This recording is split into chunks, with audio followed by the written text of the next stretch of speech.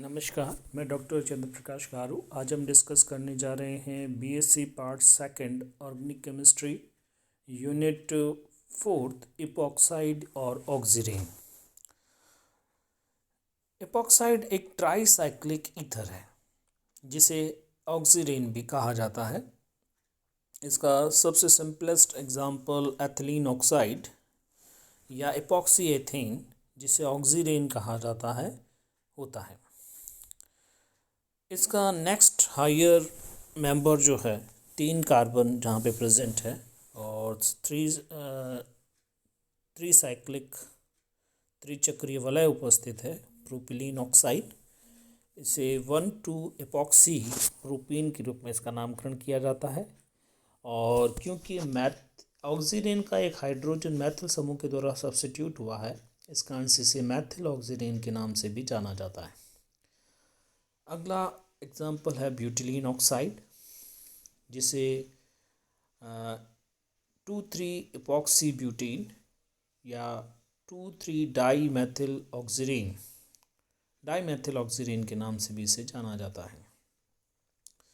इसके बनाने की विधियाँ की यदि हम बात करें तो सबसे पहले एल्कीन की अभिक्रिया जब पर एसिड से करवाई जाती है, तो एल्कीन की अभिक्रिया पर एसिड से जब करवाई जाती है तो पाई बॉन्ड के डिसोसिएशन के द्वारा 2 नए सिग्मा बॉन्ड का फॉर्मेशन होता है ऑक्सीजन के साथ और एल्किल ऑक्सीरेन प्राप्त होता है। एल्कीन का उत्प्रेरकीय ऑक्सीकरण करवाया जाता है सिल्वर की उपस्थिति में। उस कंडीशन में भी ऑक्सीरेन प्राप्त होता है, एल्किल ऑक्सीरेन। हेलोहाइड्रस अम्ल की अभिक्रिया क्षार की उपस्थिति में जब होती है, क्षार जैसे सोडियम एथॉक्साइड हेलोहाइड्रस एसिड के साथ में रिएक्शन करता है, उस कंडीशन में सबसे पहले जो OH ग्रुप है, हाइड्रस का OH ग्रुप है, उसका हाइड्रोजन क्षार के द्वारा एब्स्ट्रैक्ट किया जाता है, जिससे एल्कोक्साइड आयन जो है वो हाइड्रोजन को एब्स्ट्रैक्ट करके अल्कोहल में परिणत हो जाता है। जो ऑक्सीजन नेगेटिवली चार्ज ऑक्सीजन है, अब वो एडजेसेंट कार्बन पर आक्रमण करती है, जिससे X हेलोजन हैलाइड के रूप में एलिमिनेट हो जाता है और इपॉक्साइड प्राप्त हो जाता है। इसकी रासायनिक अभिक्रिया यदि बात करें तो ईथर की तुलना में इसकी नाभिक स्नेही प्रतिस्थापन अभिक्रियाएं तीव्र वेग से होती हैं।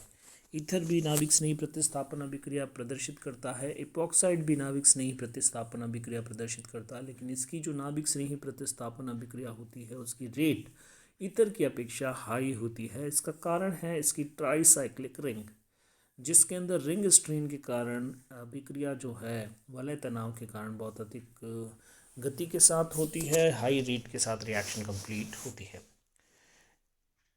अम्ल तथा क्षार उत्प्रेरित वलय का खुलना, रिंग ओपनिंग, एसिड और base catalysed ring opening. Epoxide की वलय SN2 क्रियाविधि द्वारा खुलती है। SN2 रिएक्शन मैकेनिज्म के थ्रू ये ओपन होती है। इसमें सबसे पहले हम बात करते हैं अम्ल उत्प्रेरित वलय का खुलना, एसिड कैटलाइज्ड रिंग ओपनिंग। अम्ल की उपस्थिति में प्रोटोनीकरण द्वारा प्रोटोनीकृत इपॉक्साइड प्राप्त होता है। तो यहाँ पे हम देखेंगे कि सबसे पहले प्रोटोनीकरण हो रहा है और इससे प्रोटोनीकृत इपॉक्साइड प्राप्त होता है। इस प्रोटोनीकृत इपॉक्साइड पे वाटर नाभिक स्नेही की भांति आक्रमण करता है और नाभिक स्नेही की भांति आक्रमण के साथ ही यहाँ पे रिंग ओपन हो जाती है। प्रोटोनीकरण के द्वारा डायॉल प्राप्त होता है, ग्लाइकॉल यहाँ पे फॉर्मेशन होता है एथिलीन ऑक्साइड से, क्योंकि रिएक्शन हो रही है इस कारण से ग्लाइकॉल प्राप्त हो रहा है। क्षार उत्प्रेरित वलय का खुलना, प्रबल क्षार जैसे सोडियम इथॉक्साइड की उपस्थिति में इथॉक्साइड आयन ही नाभिक स्नेह की भांति SN2 क्रियाविधि से इपॉक्साइड कार्बन पर आक्रमण करता है, जैसा कि यहाँ पे दर्शाया गया है। सीधे ही इथॉक्साइड आयन जो है वो अटैक कर रहा है और इससे रिंग ओपन हो रही है। तो फर्स्ट स्टेप में ही रिंग ओपन हो जा रही प्रोटोनीकरण से पहले ही। अब आपका जो नेगेटिवली चार्ज ऑक्सीजन है ये इथेनॉल से प्रोटॉन को एक्सेप्ट करता है और सब्स्टिट्यूटेड प्रोडक्ट का फॉर्मेशन यहाँ पे आपको देखने को मिल रहा है। अब किस डायरेक्शन के अंदर रिंग खुलेगी। जब एथिलीन ऑक्साइड है तो वहाँ पे डायरेक्शन की बात नहीं की जा सकती, क्योंकि दोनों ही कार्बन जो है वो इक्विवेलेंट है, और जो प्रोडक्ट बनेगा वो किसी भी कार्बन से रिंग ओपनिंग के थ्रू सेम ही बनेगा। लेकिन यदि आपका इपॉक्साइड असिमेट्रिक है, असममित है, उस कंडीशन के अंदर वलय जो है वो किसी पर्टिकुलर कार्बन की तरफ मोर सब्स्टिट्यूटेड कार्बन और लेस सब्स्टिट्यूटेड कार्बन की तरफ से खुल सकती है। उस कंडीशन के अंदर प्रोडक्ट जो है वो डिफरेंट प्रकार के होंगे। जैसे हम देखते हैं कि क्षार उत्प्रेरित रिंग में क्षार उत्प्रेरित जब अभिक्रिया हो रही है तो उस कंडीशन के अंदर जो एल्कोक्साइड आयन है दैट वो अटैक कर रहा है लेस सब्स्टिट्यूटेड कार्बन पे, जबकि एसिड कैटलाइज्ड रिएक्शन में जो आपका नाभिक स्नेही होता है वो अटैक करता है मोर सब्स्टिट्यूटेड कार्बन पे। यहाँ पे देखिए दो हाइड्रोजन है, इसका आंसर मैं कह रहा हूँ इसे लेस सब्स्टिट्यूटेड। यहाँ पे एक मिथाइल ग्रुप प्रेजेंट है, इसका आंसर मैं कह रहा हूँ कि ये जो कार्बन है दैट इज़ मोर सब्स्टिट्यूटेड, अधिक प्रतिस्थापी है।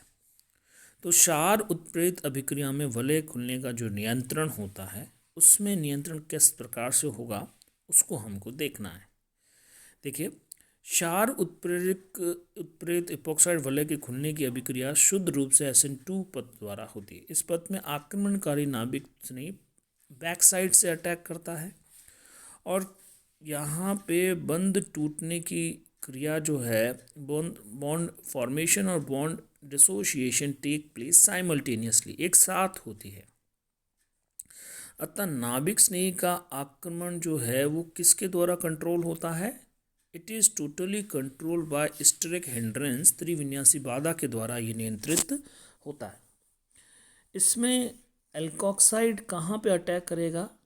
जहाँ पे जो कि लेस हिंडर्ड कार्बन है, यानी कि जो लेस सब्स्टिट्यूटेड है। सब्स्टिट्यूशन होगा तो अल्काइल ग्रुप आएगा, अल्काइल ग्रुप जो कि बड़े साइज़ का है, इस कारण से अटैकिंग न्यूक्लियोफाइल को वो स्टेरिक हिंड्रेंस देगा, उसको त्रिविन्यासी बाधा देगा, और इस कारण से सब्स्टिट्यूटेड कार्बन के ऊपर अल्कोक्साइड का आक्रमण आसान नहीं होगा। लेकिन एट द सेम टाइम यदि हम बात करें लेस सब्स्टिट्यूटेड कार्बन, छोटे हाइड्रोजन उपस्थित है जो कि बहुत ज़्यादा स्टेरिक हिंड्रेंस प्रोवाइड नहीं करवाते हैं, त्रिविन्यासी बाधा उत्पन्न नहीं करते हैं, इस कारण से अल्कोक्साइड जो है वो लेस हिंडर्ड कार्बन के ऊपर अटैक करेगा, या अपन कहें लेस सब्स्टिट्यूटेड कार्बन के ऊपर अटैक करेगा, और रिंग ओपनिंग जो है वो उस कार्बन ऑक्सीजन बॉन्ड के थ्रू होगी जो कि लेस सब्स्टिट्यूटेड कार्बन है। तो इस तरह से एल्कोक्साइड के अंदर लेस सब्स्टिट्यूटेड कार्बन के थ्रू रिंग ओपन होती है। एसिड कैटलाइज्ड रिएक्शन की यदि हम बात करें तो हम जानते हैं कि एसिड कैटलाइज्ड रिएक्शन में सबसे पहले प्रोटोनेशन होता है, और प्रोटोनेशन के द्वारा ऑक्सीजन जो है, इपॉक्साइड ऑक्सीजन जो है, उसके ऊपर पॉजिटिव चार्ज आ जाता है। अब इस पॉजिटिव चार्ज के कारण इलेक्ट्रॉन ऑक्सीजन जो है उसकी इलेक्ट्रॉन ग्रीडीनेस जो है वो बढ़ जाती है, और वो इलेक्ट्रॉनों को अपनी ओर खींचता है, जिससे इस ऑक्सीजन से बंधे कार्बन पर धनावेश उत्पन्न होगा। अब वो धनावेश कहाँ पे ज़्यादा स्टेबलाइज्ड होगा, उस वो कार्बन ऑक्सीजन बॉन्ड जो है उसकी पोलैरिटी बढ़ जाएगी। तो यहाँ पे आप देखेंगे कि जो सब्स्टिट्यूटेड कार्बन होता है वहाँ पे CH3 उपस्थित है, या अपन कहें अल्काइल ग्रुप उपस्थित है, जो अपने प्लस आई इफेक्ट के थ्रू पॉजिटिव चार्ज डेंसिटी को कम करता है कार्बन पे। इस कारण से हम कहेंगे कि जो मोर सब्स्टिट्यूटेड कार्बन है उसके ऊपर आंशिक धनावेश उत्पन्न हो जाता है, और अब आपका आक्रमणकारी इलेक्ट्रॉन्स ने ही जो है वो मोर सब्स्टिट्यूटेड पॉजिटिवली चार्ज कार्बन के ऊपर अटैक करेगा। इस कारण से रिंग ओपनिंग जो है वो उस कार्बन ऑक्सीजन बॉन्ड के थ्रू होगी जो कि मोर सब्स्टिट्यूटेड है। जो कार्बन मोर सब्स्टिट्यूटेड है वहाँ पे कार्बन ऑक्सीजन बॉन्ड एसोसिएशन होगा और रिंग ओपनिंग आपको देखने को मिलेगी।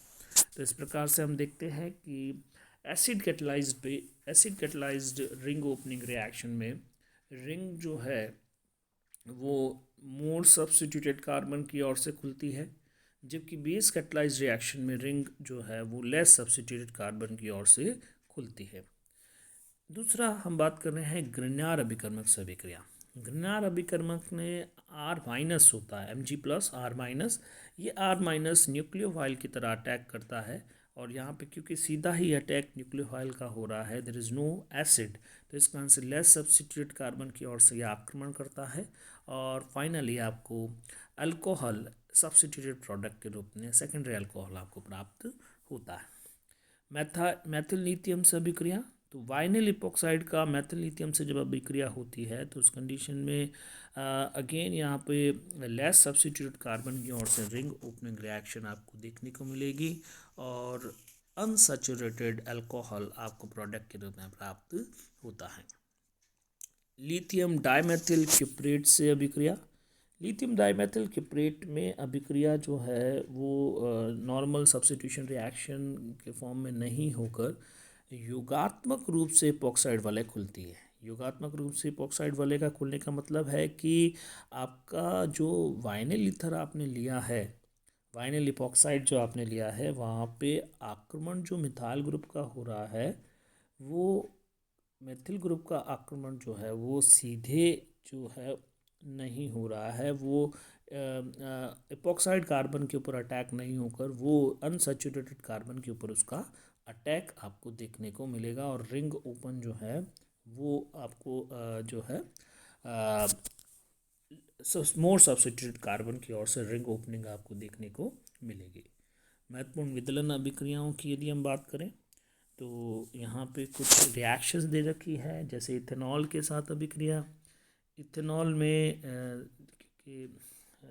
इथेनॉल में इथॉक्साइड आयन जो है वो यहाँ पे अटैकिंग रिएजेंट के रूप में काम करेगा, तो इथॉक्सी अल्कोहल आपको प्रोडक्ट के रूप में प्राप्त होता है। वाटर जब अटैक करता है, तो वाटर जब अटैक करता है तो उस कंडीशन के अंदर ग्लाइकॉल एथिलीन ऑक्साइड से प्राप्त होता है। HBr की अभिक्रिया के द्वारा HBr जब अटैक करता है तो ब्रोमीन जो है वो ब्रोमाइड के फॉर्म में न्यूक्लियोफाइल के रूप में अटैक करता है और रिंग ओपन होती है और रिंग ओपनिंग के साथ ही हाइड्रोजन जो है प्रोटॉन के रूप में नेगेटिवली चार्ज ऑक्सीजन के साथ में अटैच्ड हो जाता है और आपको ब्रोमो अल्कोहल प्रोडक्ट के रूप में प्राप्त होता है, या अपन करें हेलोहाइड्रस एसिड आपको प्राप्त होता है, ब्रोमोहाइड्रस अम्ल आपको प्राप्त होता है। अमोनिया की अभिक्रिया में NH2 नेगेटिव जो है that will attack at the nucleophile, नाभिक स्नेह की भांति कार्बन के ऊपर आक्रमण करता है और आपको आपका रिंग ओपनिंग के थ्रू नेगेटिवली चार्ज ऑक्सीजन प्राप्त होती है जिस पे हाइड्रोजन प्रोटॉन के रूप में आक्रमण करता है और फाइनल सब्स्टिट्यूटेड प्रोडक्ट आपको प्राप्त हो जाता है। तो इस तरह से इपॉक्साइड चैप्टर जो है यहीं पे कंप्लीट होता है। Thank you very much.